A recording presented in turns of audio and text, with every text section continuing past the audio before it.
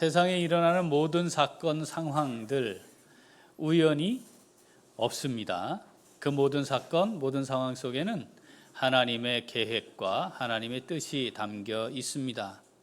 하나님의 계획이 하나님의 전능하신 능력으로 완전하게 성취되어 가는데, 그 하나님이 성취되는 과정에 반드시 쓰임받는 도구가 있습니다. 그게 사람입니다. 하나님은 하나님의 계획과 뜻대로 역사를 운행하시며 그 사건과 상황에 쓰임받아야 할 사람들을 준비하시고 그 사람들을 통해 일해 가십니다. 자, 하나님께서 인류를 구원하시기 위한 구원 계획을 세우셨습니다. 예수 그리스도가 이 땅에 사람으로 오셔서 십자가에 죽으시고 죄를 속하신 후 부활하시는 것, 자, 이 계획을 세우셨죠.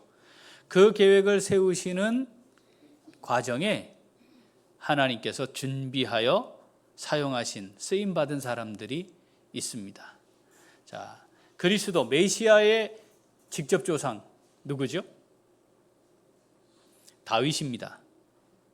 메시아를 뭐라고 불렀어요? 다윗의 자손, 이렇게 불렀잖아요. 그러니까 다윗의 후손으로 그 혈통 가운데 와야 했어요.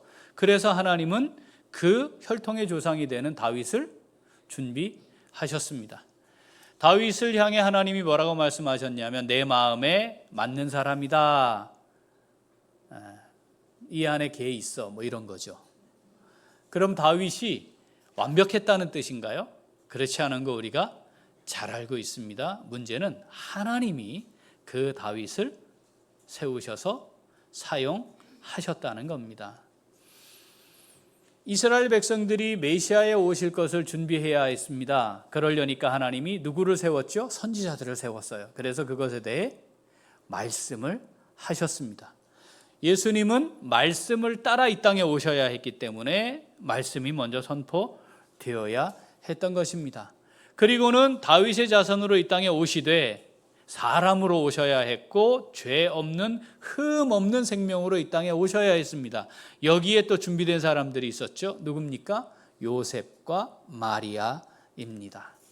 죄 없는 생명으로 오셔야 하니까 처녀의 몸에서 잉태되어 오셔야 했고, 그것을 위해 마리아가 택함받아 사용되었습니다. 쓰임받는 복된 삶을 살았습니다.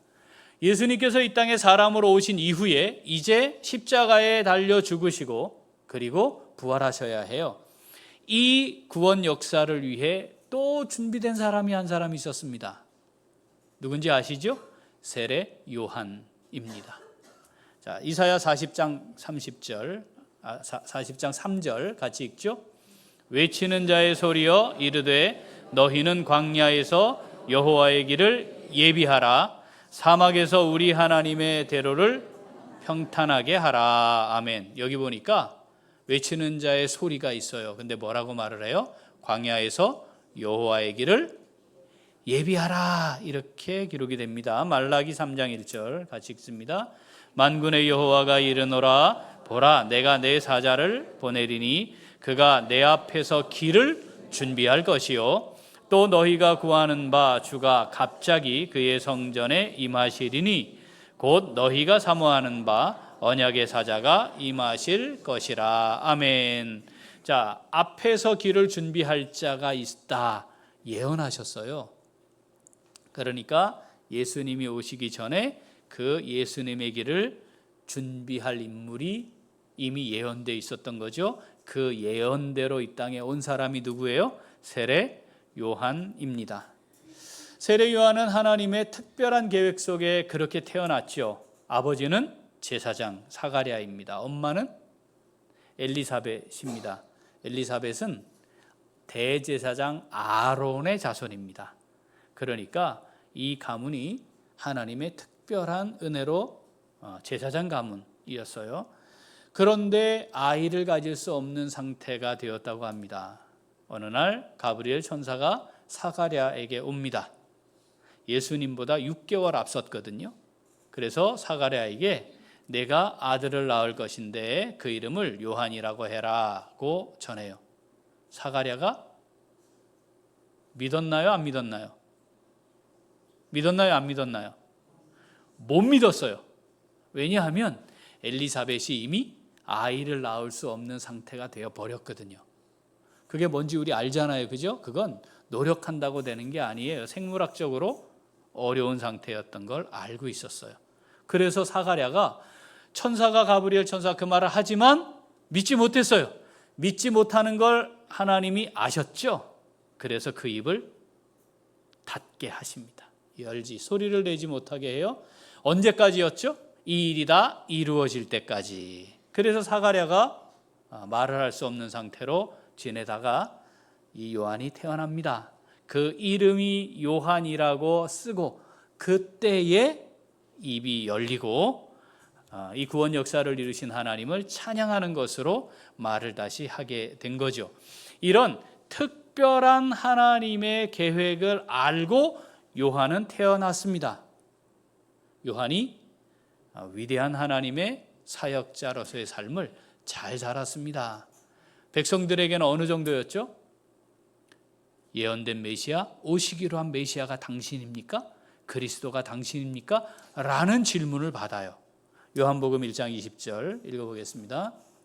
요한이 드러내어 말하고 숨기지 아니하니 드러내어 하는 말이 나는 그리스도가 아니라 한데 또 묻되 그러면 누구냐? 내가 엘리야냐? 이르되 나는 아니라. 또 묻되 내가 그 선지자냐? 대답하되 아니라. 이르되 나는 선지자 이사야의 말과 같이 주의 길을 곧게 하라고 광야에서 외치는 자의 소리로라 하니라. 아멘. 이사야 40장 3절 말씀을 세례 요한이 정확히 알고 있었던 거죠. 그래서 그 말씀대로 내가 외치는 자의 소리로 오실 메시아의 길을 준비하고 예비하는 자로 나는 세움받았다는 것을 본인이 정확하게 알고 있었어요. 사람들은 예언된 대로 엘리야 그 선지자냐, 모세 이후에 올 그 선지자, 이게 메시아에 대한 표현이거든요.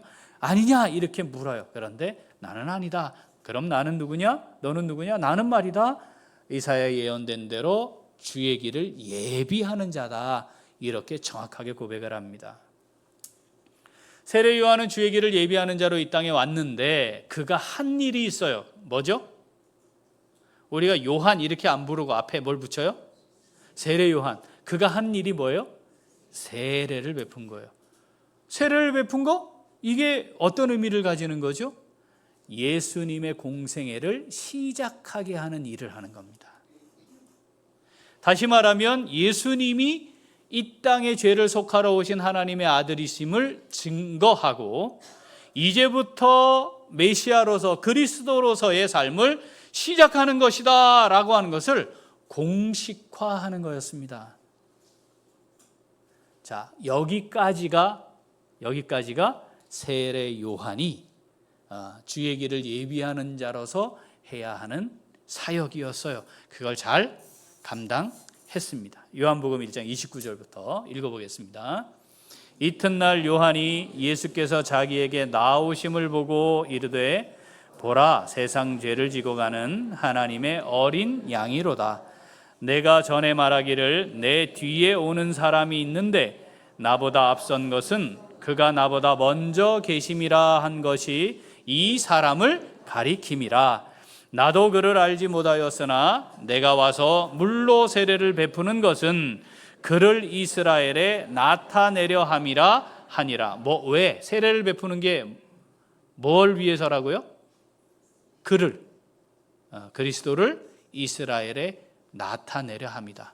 이해하셨죠? 세례를 베푸는 건 그런 의미예요. 계속 읽죠. 32절. 요한이 또 증언하여 이르되 내가 보매 성령이 비둘기같이 하늘로부터 내려와서 그의 위에 머물렀더라.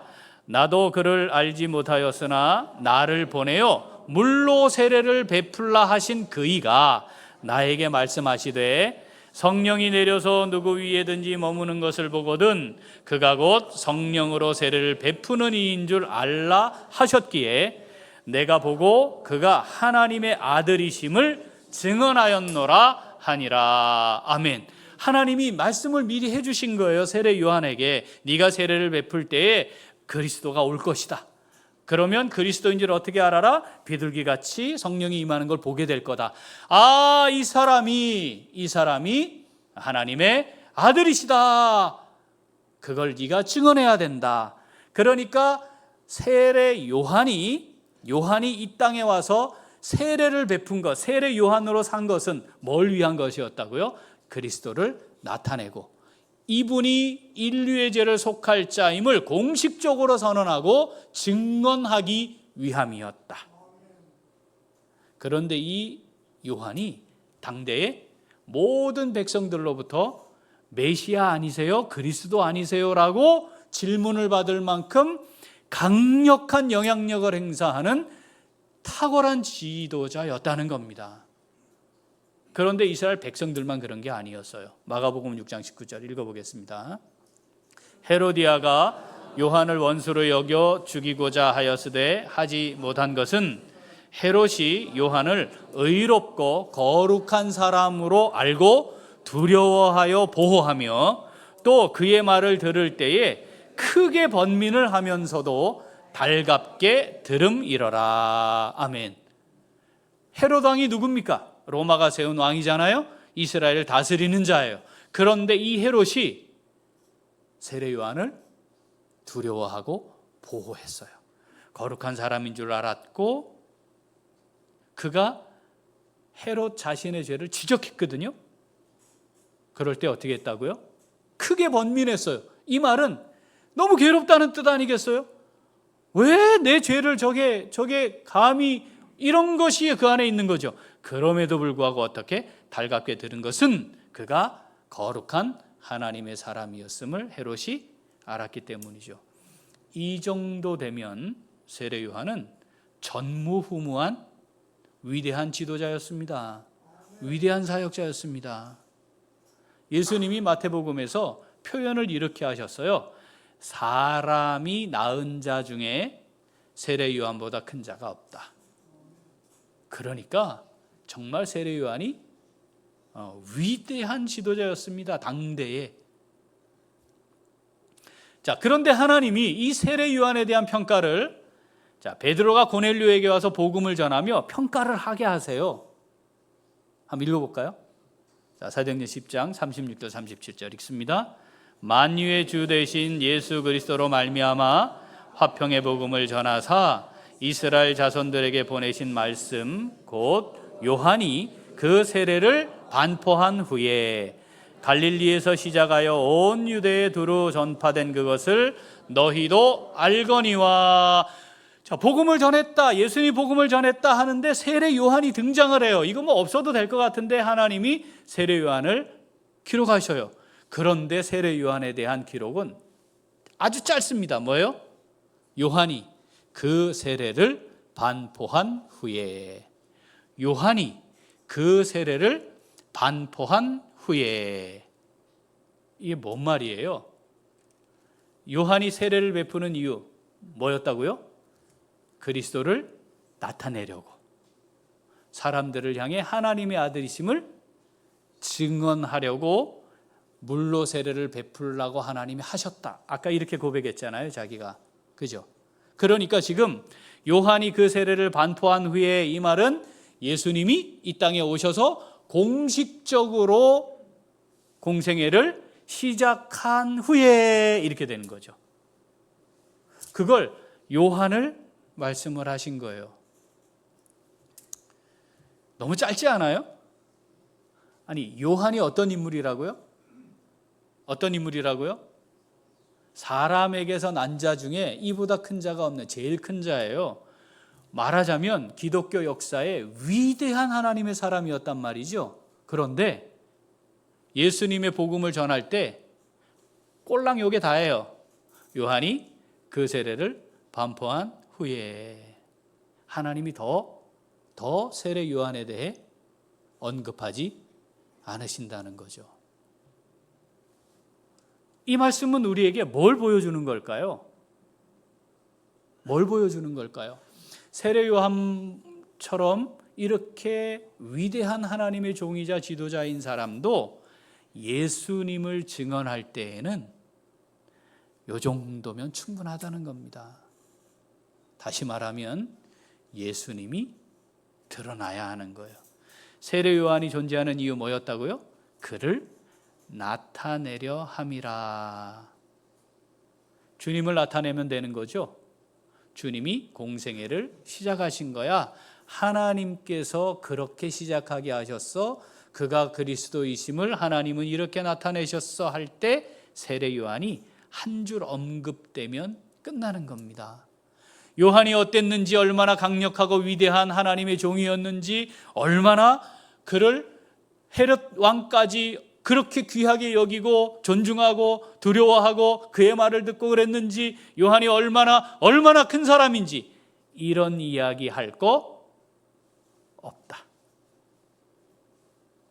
세례 요한이 존재하는 이유는 예수님이 주인공이심을 드러내는 역할이었습니다.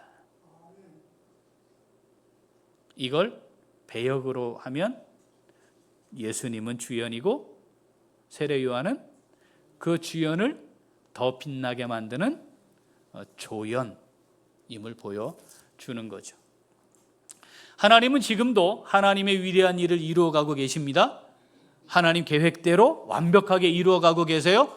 지금도 우리를 통해 하나님 역사하시죠.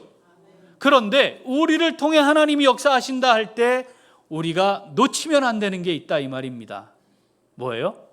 주님이 주연이고 나는 조연이어야 합니다. 주님이 주인공이고 나는 단역입니다. 주인공이 드러나고 주연이신 주님이 드러나야 하고, 주님을 나타내기 위해 지금 내가 쓰임받고 있다는 걸 놓치지 말아라고 말씀하시는 거죠. 사랑하는 귀한 식구들, 내 인생인데 내가 주연으로 살아야지. 내가 내 인생의 주인공 아니에요? 맞죠? 그런데 구원의 은혜를 아는 성도들은 이게 바뀌는 거예요. 내 인생을 통해 주님이 드러나셔야 돼요. 주님이 나타나셔야 돼요. 주님이 높임 받으셔야 해요. 주님이 영광 받으셔야 해요. 누가 주연이야? 네 인생의 주인공은 누구야? 예수님이지. 이렇게 되어야 한다는 거죠. 그 위대한 사역자였던 세례 요한도 딸랑 몇 단어 아니었어요. 그 세례를 반포한 후에로 끝난다. 사랑하는 귀한 식구들, 내가 내 인생의 주인이 아닌 건 당연해요.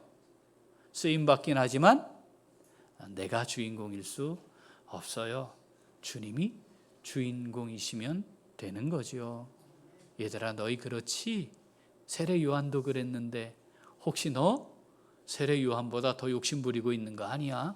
우리에게 말씀하시는 것입니다. 오늘 이 말씀 우리에게 주신 말씀인 줄 믿습니다.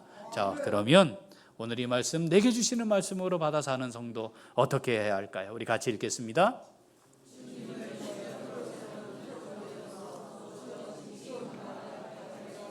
한 번 더. 주님을 주연으로 세우는 조연으로서 주어진 직임과 역할에 충성합니다. 자, 우리에게 하나님이 배역을 맡기신 거예요. 다양한 배역들이 있지 않겠습니까? 그죠? 다양한 직임들을 우리에게 맡기신 거죠. 나는 어떤 마음입니까? 그 직임 충성스럽게 잘 감당하고 있습니까? 그리고 그 직임을 충성스럽게 감당하는 이유는 무엇입니까? 혹시 나를 위한 거 아닌가요? 내가 중심에 있는 거 아닌가요? 그래서 내가 기대하고 바라는 대로 인정받지 못하면 그거 참지 못하는 그런 상태에 있는 건 아닙니까? 내가 지금 쓰임받고 있는 모든 일들, 모든 상황들, 모든 사건들, 모든 직임들은 다 지금 이 모든 것을 주관하여 이끌어가고 계시는 주인이신 주님이 나타내지도록 하기 위함이라는 거, 이거 꼭 기억해야 합니다. 세례 요한은 이거 분명히 알고 있었습니다. 요한복음 1장 27절 같이 읽어보겠습니다. 곧 내 뒤에 오시는 그이라 나는 그의 신발끈을 풀기도 감당하지 못하겠노라 하더라. 아멘. 아까 그 질문에 이어지는 말씀이에요. 여러분, 신발끈을 푸는 것도 감당하지 못한다. 이게 무슨 뜻이에요? 자, 당시에 집안에 노예가 있었다 했죠. 노예들 중에 값으로도 매기지 않는 아주 천한 소유물로 재산 목록에 등재도 하지 않는, 그냥 버려도 되는 그런 종이 있었다 했어요. 뭐 하는 종이었죠? 주인이 외출하고 돌아올 때 신발을 관리하는 종이었어요. 나갈 때 신발 딱 대령해 놓고 신발 신고 갔다 오면 다시 신발을, 당시에는 신발이 지금 우리로 치면, 지금 우리 신발로 치면 쓰레빠, 그죠? 끈 있는 샌들 같은 거였단 말이죠. 그러니까 주인이 들어올 때 언제 들어올지 알아. 주인이 몰라요. 그냥 입구에 얘는 가만히 있는 거야. 그냥 언제 들어올지 모르니까. 그러다가 주인이 딱 들어오면 그 신발을 받아서 챙겨놓고 뭐를 해요? 발을 씻겠단 말이죠. 발을. 그 발 씻기는 종이에요. 그러니까 여기 신발끈을 푸는 거 감당치 못한다, 이 말이 뭐냐면 그 발 씻기는 종으로 여김받는 것도 안 됩니다. 저는 그것도 안 되는 걸 하찮은 겁니다. 이 고백을 누가 했다는 거예요? 세례 요한이 했다니까요. 세례 요한이 어떤 사람이라고요? 네, 당대 헤롯 왕도 두려워 떨며 그가 지적하는 거 번민하면서도 달게 받는 그런 강력한 영향력을 지닌 위대한 종이었어요. 그런데 세례 요한이 내가 그 신발끈을 푸는, 발 씻기는 종으로 여김받는 것도 감당치 못할 만큼 나는 아무것도 아니에요, 이렇게 고백했다는 거예요. 목이 곧은 백성들이 당시의 이스라엘 백성들인데 신앙의 깊이가 있는 주님을 주인으로 모시고 살아가는 사람의 삶의 모습은 어떠해야 하는지 세례 요한을 통해 정확히 하나님이 말씀하시는 거죠. 세례 요한은 정확히 알았어요. 나는 조연입니다. 주연이신 주님을 나타내기 위해, 그분이 높임받기 위해, 그분이 영광 받으시기 위해 나는 그렇게 사는 존재입니다. 이 고백을 했다는 거죠. 오늘 본문 요한복음 3장 30절 읽어보겠습니다. 그는 흥하여야 하겠고 나는 쇠하여야 하리라 하니라. 한 번 더. 그는 흥하여야 하겠고 나는 쇠하여야 하리라 하니라. 아멘. 이게 거꾸로 되는 사람들이 있어요. 나는 흥하고 주님은 온데간데 없어지는 사람들. 나는 드러나고 주님은 어디 계신지 보이지 않게 하는 사람들. 영광을 내가 차지하고 주님은 계속 십자가 지세요 하는 사람들이 있어요. 지금 구원의 은혜를 누리고 살아가는 사람들은 이제 내가 지고 가야 할 십자가를 지는 사람들 아닙니까? 그리고 내 삶을 통해 주님이 영광 받기를 원하시는 마음으로 살아야 하는 사람들이죠. 이게 기본적인 삶의 고백이어야 합니다. 주님의 영광을 내 것으로 차지하려고 드는 어리석은 자리에 떨어지지 않아야 합니다. 이게 분명한 사람들의 고백이 오늘 빌립보서 1장 20절 그리고 우리가 읽을 로마서 14장 7절 8절이에요. 이어서 같이 읽어보겠습니다. 나의 간절한 기대와 소망을 따라 아무 일에든지 부끄러워하지 아니하고 지금도 전과 같이 온전히 담대하여 살든지 죽든지 내 몸에서 그리스도가 존귀하게 되게 하려 하나니. 아멘. 우리 중에 누구든지 자기를 위하여 사는 자가 없고 자기를 위하여 죽는 자도 없도다. 우리가 살아도 주를 위하여 살고 죽어도 주를 위하여 죽나니 그러므로 사나 죽으나 우리가 주의 것이로다. 아멘. 사랑하는 우리 귀한 식구들, 살아도 주를 위하여 살고 죽어도 주를 위하여 죽나니 사나 죽으나 내가 주의 것입니다. 사나 죽으나 그 결정 하나님 주님 하시는 거고 어떻게 될지언정 저는 주님의 것입니다. 사랑하는 우리 귀한 식구들, 이게 우리 마음에 새겨진 말씀이어야 하고 고백이어야 합니다. 내가 살든지 죽든지 그거 중요하지 않아요. 주님이 내 몸에서 존귀히 여김을 받으실 수만 있다면. 하나님은 외모를 취하지 않으신다 했잖아요. 이 세상 사람들이 말하는 그럴듯한 스펙 중요하지 않아요. 하나님 그거 보시는 게 아니고 하나님을 향한 마음의 중심을 보시는 거니까.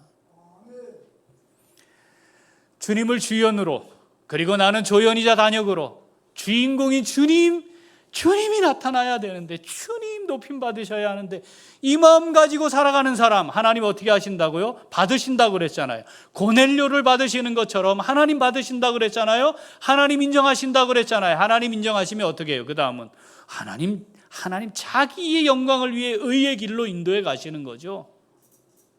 하나님 자신을 위해 그런 사람 사용하시겠다는 거잖아요. 인도하시겠다는 거잖아요. 성령으로 함께 하신다고 약속하시잖아요.